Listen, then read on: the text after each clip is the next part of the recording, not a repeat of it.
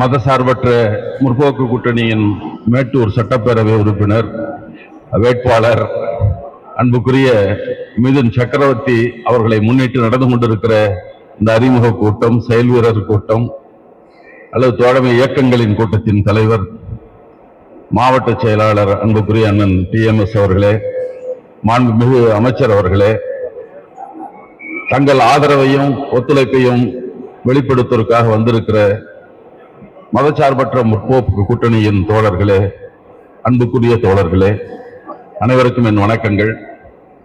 மிக நீண்ட இடைவெளிக்கு பின்னால் இப்போதுதான் திராவிடர் முன்னேற்ற கழகத்திற்கு இந்த தொகுதியில் போட்டியிடுகிற வாய்ப்பு கிடைத்திருக்கிறது.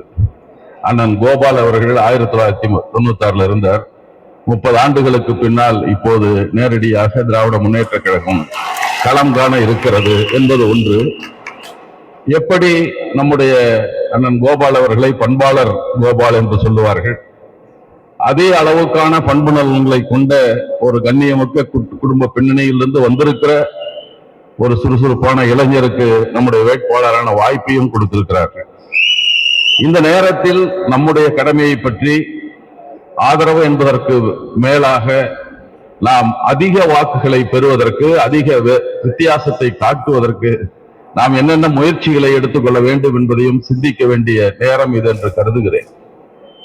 ஒரு நவீன தமிழகத்தை குறுகிய கால ஆட்சியில் அண்ணா மறைந்த பின்னால் கலைஞர் உருவாக்கி காட்டினார். அதற்கடுத்து இப்போது நம்முடைய முதல்வர் காலத்தில் புறக்கணிக்கப்பட்ட மக்களாக அல்லது அரசியல்வாதிகளின் கவனத்துக்கு கூட அதிகம் எட்டாதவர்களாக இருக்கிற கிராமப்புறத்தை சார்ந்தவர்கள், பெண்கள், விளிம்பு நிலை மக்கள், அரசு பள்ளி மாணவர்கள், மாற்றுத்திறனாளிகள், திருநர்கள் என்று சமுதாயத்தின் பார்வைக்கு அதிகம் வராத மக்கள் கூட்டத்தை நோக்கி இலக்காக வைத்து அவர்களை உயர்த்துவதை நோக்கமாக கொண்டு ஒரு சமத்துவமான தமிழ்நாட்டை உருவாக்குவதற்கு அவர் ஏற்றுக்கொண்டிருக்கிற செயல்படுத்துகிற திட்டங்களை எல்லோரும் நாம் அறிந்துதான் இருக்கிறோம்.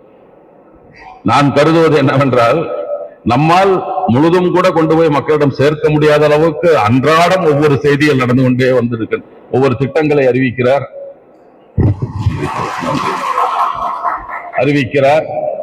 அது யாரும் சிந்திக்காத திட்டங்கள். அது காலை உணவு திட்டமாக இருக்கலாம், எங்கோ இருக்கிற ஐரோப்பிய நாடுகள் இருக்கிற பிரிட்டானிய அரசும் கனடா அரசும் பின்பற்ற தொடங்கி இருக்கிறார்கள் என்கிற திட்டங்களை, இலவசம் என்றெல்லாம் கேலி செய்த திட்டங்களை எல்லோரும் இந்தியா முழுவதும் பின்பற்றுகிற திட்டங்களாக மாறிவிட்டு அந்த திட்டங்களை அறிமுகப்படுத்தியவராக இருக்கிற இந்த ஆட்சி எப்படி 67 வென்றதற்கு மேலாக 71 தேர்தலில் பெருவெற்றியை திராவிட முன்னேற்ற கழகம் கண்டதோ, இந்த கூட்டணி வென்றதோ, அதை போல அதனும் அதிகமான இடங்களை வென்று காட்ட வேண்டும் என்ற தீவிரம்தான் நம் அனைவருக்கும் இருந்தாக வேண்டும். முதல்வர் மிகச் சரியாக சொன்னார், இது தமிழ்நாட்டுக்கும் டெல்லிக்கும் சென்னை நடக்கிற தேர்தல் போட்டி என்றதை சொன்னார்கள். மாநில உரிமையை பற்றி அண்ணா அவர்கள் அறிமுகப்படுத்தினார்கள். கடைசியா தன்னுடைய பொங்கல் வாழ்த்து செய்தியில் தான் மாநில சுயாட்சி எழுதினார்கள். கொஞ்சம் காலத்தில் நாம் அவரை இழந்து விட்டோம். ஆனால் மாநில உரிமையில செயல்முறையில் பெற்றுக் கொண்டிருக்கிற தலைவராக ஆளுநர் என்ன அதிகாரம் என்பதை பற்றி நம்முடைய அரசு எடுத்து சென்ற வழக்கு தான் இந்தியாவுக்கே வழிகாட்டி இருக்கிறது, மாநிலங்கள் உரிமை பெற்று தந்திருக்கிறது. மருத்துவ மேல் கல்வியெல்லாம் பிற்படுத்தப்பட்டோர் இடஒதுக்கீடு பின்பற்றப்படாத காலம் இருந்தது. திராவிட முன்னேற்ற கழகம் வழக்கு போட்டுத்தான் இப்ப நம்மவர்கள்லாம் 6000 பேர் பிற்படுத்தப்பட்டவர்கள் மருத்துவ முதுநிலை கல்வியில் இடம்பெறுகிறார் என்று எண்ணிலடங்கா சாதனைகளை செய்து கொண்டிருக்கிற இந்த ஆட்சியை அதை மீண்டும் கொண்டு வர வேண்டியது கட்சி கூட்டணி மட்டுமல்ல, ஒவ்வொரு உணர்வுள்ள தமிழனுக்கும் உள்ள கடமை. இந்த பெற்றிருக்கிற வாய்ப்பு, நம்ம கொடுக்கப்பட்ட வாய்ப்பை முழுமையாக பயன்படுத்தி ஒரு பெருவெற்றியை நம்முடைய வேட்பாளருக்கு நாம் அளிக்க வேண்டும். அவரை சட்டமன்றத்திற்கு அனுப்புவதன் வழியாக நம்முடைய தொகுதி மேம்பாடு அடைவதற்கு நம்முடைய பங்கையும் செலுத்துவதாக இருக்கும் என்பதை சொல்லி, நம் வாக்குகளோடு இதுவரை ஊசலாடி கொண்டிருக்கிற வாக்குகள் ஏராளம் இருக்கும்.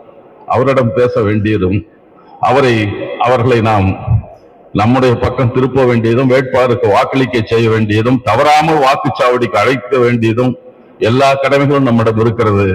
என்று சொல்லி அதை முழுமையாக செயல்படுத்துவதற்கு நாங்கள் எங்களுடைய திராவிடர் விடுதலை கழகமானாலும் எங்களுடைய தோழர்களுடைய உதவியோடு அதை முழு மூச்சோடு செய்வோம் என்பதை உறுதியாக சொல்லி நம் அனைவர் கடமையும் ஆற்றி தமிழக முதல்வர் நம் தொகுதியை திரும்பி பார்க்கிற அளவுக்கு நாம் ஒரு வெட்டி ஏற்றி தர வேண்டும் என்ற வேண்டுகோளோடு விடைபெறுகிறேன். நன்றி, வணக்கம்.